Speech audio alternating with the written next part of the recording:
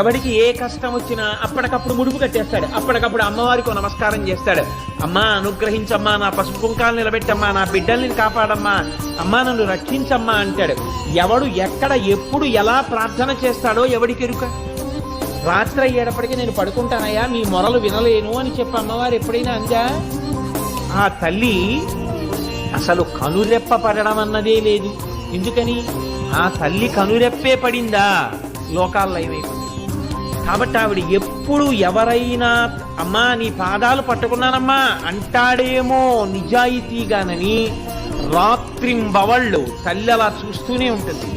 ఎవరైనా కానీ అమ్మా అని గట్టిగా ఆర్తితో నమ్మకంతో పిలిచారో అంతే, ఉత్తర క్షణం ఆ తల్లి అనుగ్రహించి పలికేస్తుంది.